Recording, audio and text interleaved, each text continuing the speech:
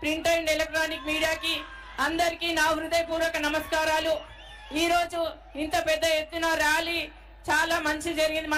మన కుత్బుల్లాపూర్లో ఎక్కడ పోయినా బ్రహ్మరథం పడుతున్నారు. నిన్న కూడా కుక్కడపల్లిలో, మొన్న మల్కాజిగిరిలో, మొన్న మేడ్చల్లో ఇట్లా చాలా వరకు మంచి బ్రహ్మరథం పడుతున్నారు మన రేవంత్ రెడ్డి అన్న వెళ్తే. ఎందుకంటే 100 రోజులలో ఇంప్లిమెంట్ చేసిన 6 గ్యారంటీల స్కీమ్ మన గౌరవ ముఖ్యమంత్రి డైనమిక్ రేవంత్ రెడ్డి అన్న.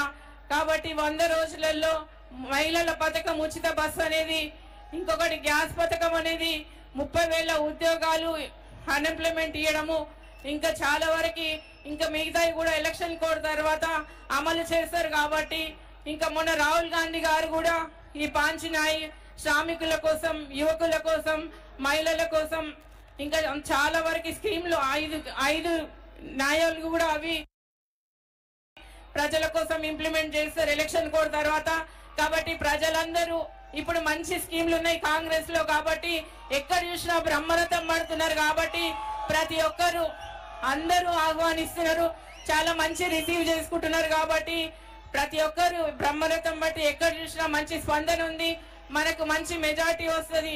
ఎందుకంటే గౌరవ ముఖ్యమంత్రి గారిని గతంలో ఎంపీగా మీరు ఎట్లా గెలిపించిండ్రో ఇప్పుడు కూడా నన్ను అట్లా గెలిపిస్తే ఈ 10 రోజులు మీరు పార్టీ కోసం కష్టపడండి.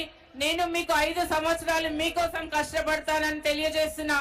అన్న ఇక్కడ చాలా వరకు బ్రిడ్జ్లు పాపులేషన్ ఎక్కువ ఉంది కాబట్టి, స్లమ్ ఏరియాలో చాలా ఎక్కువ ఉన్నాయి, పాపులేషన్ చాలా ఉంది కాబట్టి ఎక్కువ బ్రిడ్జ్లు అడుగుతున్నారన్న. చాలా వరకు ఇంకా వేరే వేరే ప్రపోజల్స్ కూడా ఉన్నాయన్న. అన్ని హనుమంత్ రెడ్డి గారు వీళ్ళందరితోటి నేను వచ్చి ఇక్కడ ప్రపోజల్స్ మీకు ఒక్కసారి వచ్చి ఇస్తామన్నా. ఇవన్నీ సాల్వ్ చేయాలి. ఎందుకంటే చాలా రష్ ఉండడం వల్ల ఇక్కడ చాలా ఇబ్బందులు ఎదురవుతున్నాయి, ట్రాఫిక్ జామ్ అవుతుంది. కాబట్టి చాలా వరకు సమస్యలన్నీ తీర్చాల్సిన బాధ్యత అన్న తీసుకుంటారని మీకు మాట ఇస్తున్నా.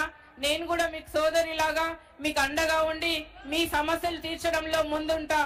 మహిళల్ని కోరుతున్నా, ఒక మహిళగా నాకు రేవంత్ రెడ్డి అన్న నాకు ఈ టికెట్ ఇచ్చడం చాలా సంతోషకరం. కాబట్టి మహిళలకు నేను మీకు అండగా ఉంటానని తెలియజేస్తూ, మీరందరు ఇంటింటికి డోర్ టు డోర్ క్యాంపెయినింగ్ లో ముందుండి ఈ 10 రోజులు కష్టపడండి.